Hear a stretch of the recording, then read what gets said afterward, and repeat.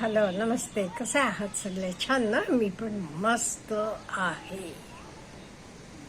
अहो, जनरली आपल्याला स्त्रियांना अबला असं म्हटलं जाते. कुठे जायचं असलं तर एकटी जाशील का? करशील का? मी येऊ का? अहो, का आपण असं किती काळ म्हणून घ्यायचं? आपण असं मग आपण बदलायचं कसं? इन अदर वर्ड्स, आपण बदलायचं कसं? मला स्ट्रॉंग व्हायचं आहे. ते एस्पेशली आपण स्त्री आहे. प्रत्येकानं स्ट्रॉंग व्हायला पाहिजे, पण जनरली स्त्रियांना असा अबला म्हणून गणलं जाते, म्हणून मी स्त्रियांना म्हणते. ते आपण कसं स्ट्रॉंग व्हायचं, आपण काय बदलायला पाहिजे, ह्याच्याबद्दल थोडंसं बोलूया. पहिली गोष्ट म्हणजे कोणी काही म्हटलं तरी लगेच रडायला लागायचं, लगेच किंवा राग यायचा. असं करायचं नाही. 2 मिनिटं थांबा. स्वतःला विचारा, तो असं म्हणालाय, हे बरोबर आहे का? असलं तर मला बदलायला पाहिजे, नाही तर म्हणू दे, I am correct in my place. त्यामुळे लगेच रिॲक्शन बिलकुल द्यायची नाही. आणि स्वतःची म्हणून काहीतरी आयडेंटिटी निर्माण करूया ना. का आपली ओळख एवढीच का? So and so's daughter, so and so's wife, so and so's mother, एवढीच आपली ओळख आहे? आपली स्वतःची अशी ओळख नाहीये का? प्रत्येक स्त्रीनं स्वतःची अशी एक ओळख निर्माण करायला पाहिजे. खूप महत्वाचं आहे. तिसरंही तेवढं महत्वाचं आहे, तर म्हणजे स्ट्रॉंग फायनान्शियल फ्रीडम. त्यामुळे आपला आर्थिक स्थिती आपण व्यवस्थित ठेवून घ्यायला पाहिजे. आपल्यालाही काहीतरी मिळवायला यायला पाहिजे. नाही ते असं नाहीये फक्त आपण कोणावर तर अवलंबून आहोत. पुढे कित्येक वेळेला असं बघितलंय मी, कित्येक आपल्या बहिणी मैत्रिणी कोणी काही म्हटलं का नाही असं मनाला लावून घेतात. किती वर्ष झाली तरी ते तर विसरत नाहीत. नाही, don't take it to heart. तो म्हणाला ना, सोडून द्या. आणि स्वतःचे आरोग्याची काळजी आपण घ्यायला पाहिजे. नाही ते परत मी म्हणते, आपण बाकी सगळ्यांची काळजी घेतो, मुलांची घेतो, नवऱ्याची घेतो, सासू सासऱ्यांची घेतो, पण स्वतःची काळजी आपण घेतो का? नाही. त्यामुळे स्वतःचे आरोग्याची काळजी आपण स्वतः घ्यायला पाहिजे. किती बिझी असाल तरी तुम्ही कुठे वॉकिंगला जावा, एक्सरसाइज करा, रोजचं मी टाइम म्हणून ठेवून घ्या ना स्वतःसाठी. हे खूप महत्वाचं आहे. का म्हणजे आपलं आरोग्य नसलं ते काय करणार, आपली फॅमिलीचं काय होणार, हा विचार करा ना. तो विचार केला ते नक्की आपल्याला वाटते, हो आपण काहीतरी करायला पाहिजे तरच. त्यामुळे take care of your health. आणि आपलं कंपॅरिझन, आपली तुलना दुसऱ्यांशी करू नका. ती कसं करते, तो कसं करते, मी मात्र असं, त्याचं घर केवढं आहे, माझं घर केवढं आहे, त्याची गाडी कसली आहे, माझी गाडी साधी आहे. Never compare with others. ते मग कम्पेअर करायचंच नाही का? करायचं. पूर्वी माझ्याकडे अमुक होतं, आज माझ्याकडे आहे. पूर्वी मला हे येत नव्हतं, आज मला किती छान येते. आपण डेव्हलप व्हायला पाहिजे. स्वतःची development. You are a unique person.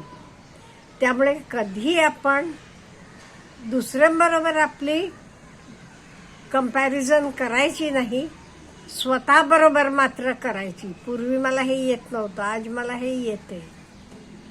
पूर्वी मी 4 चौघांसमोर बोलू शकत नव्हते, आज मी बोलू शकते. पूर्वी मी काही मिळवू शकत नव्हते, आता मी महिन्याला एवढे मिळवते. हे आपण निर्माण करायचं, म्हणजे दुसऱ्याशी तुलना करायची नाही, स्वतःची तुलना स्वतःशी करा. आणि रेस्पेक्ट विथ बिहेवियर, म्हणजे विथ बिहेवियर आपण रेस्पेक्ट आपल्याला कधी मिळतो, आपण कसं वागलं तर रेस्पेक्ट मिळते, व्यवस्थित वागलं तर.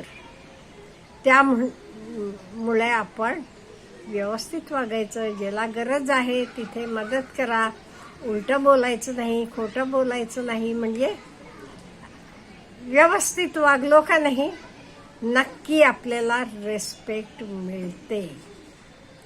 आणि नाही म्हणायला पण आपल्याला यायला पाहिजे, नाही तर कित्येक वेळेला आपल्या गुणांचा, आपल्या सगळ्या गोष्टींचा गैरफायदा घेतात लोक.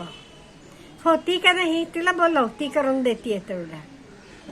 नाही, कोणालाही आपला गैरफायदा घ्यायला सोडू नका. त्यामुळे माझं स्वतःचं नुकसान करून दुसऱ्याला यस म्हणणं नाही. कित्येक वेळा आपण स्त्रिया करतोय. त्यामुळे लर्न टू से नो. आणि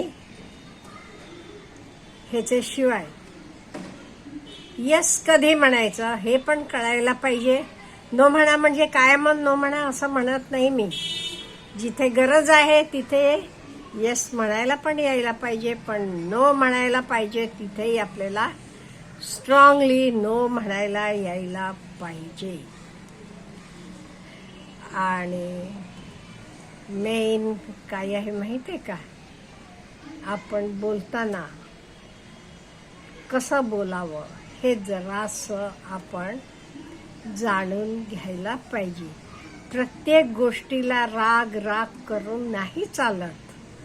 त्यामुळे अगदी व्यवस्थितपणे प्रेमानं दुसऱ्याशी वागायला पण आपण जरा प्रयत्न करायला पाहिजे. आणि जे काही आपल्याला मिळाले त्याला ग्रॅटिट्यूड असायला पाहिजे.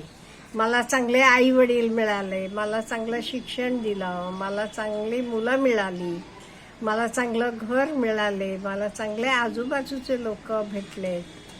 त्यामुळे हॅव ग्रॅटिट्यूड. आणि हे सर्वापेक्षा पुढे जाऊन आपल्याला यायला पाहिजे स्वतःवर प्रेम करायला. नाहीतर आपण जगावर प्रेम करतो आणि स्वतःला मात्र काय म्हणतो, यो नाही मी अशी आहे, मी काळी आहे, मी गिड्डी आहे, मी अमुक आहे, मला येत नाही. अहो, माझ्याकडचे स्वतःचे गुण मी बघतच नाहीये. त्यामुळे स्वतःवर आता असं नाराज व्हायचं नाही. तर येत नसेल पण मला हे काम येते, हे मी असं आपल्याला जे काही आपल्याला येते का नाही त्याच्याबद्दल आपल्याला खूप अभिमान असायला पाहिजे. मला अजूनही आठवते, खूप वर्षापूर्वीची गोष्ट. आम्ही शाळेत असताना तेव्हा आपल्याला माहित आहे साक्षरतेला आपल्याला जायला होतं. ज्या बायकांना काही येत नाही त्यांना लिहायला वाचायला वगैरे, तेव्हा आम्ही एकदा गेलो होतो. एक वयस्क म्हणजे असेल 50+ बाई, तिला मी म्हटलं नाही मावशी तुम्हाला काही लिहायला येत नाही, तुम्ही ॲटलिस्ट तुमचं नाव म्हणा, लिहायला वाचायला याल. तसं ती आत गेली, रांगोळी घेऊन आली. असं एवढी सुंदर रांगोळी काढली. ती म्हणाली हो तुमच्यासारखं मला लिहायला वाचायला येत नाही, बघा मी रांगोळी काढली आहे, तुम्ही काढू शकता का लगेच. हा कॉन्फिडन्स. हे बघा, तिला लिहायला वाचायला येत नाही तरी तिला कॉन्फिडन्स किती होता बघा. तिनं तर येत नाही म्हणून तिला कमीपणा वाटला नाही. उलट तिनं एका मिनिटात एवढी सुंदर रांगोळी काढून दाखवली आणि म्हणाली मला हे येते. हे तुम्हाला येते का सांगा. तुम्हाला येते तर मला येत नसेल, मान्य आहे, पण मला येते हे तुम्हाला येते का. त्यामुळे आपण जे काही आपल्याला येते त्या गुणांकडे बघूया आणि कॉन्फिडेंट राहूया. Have a good day.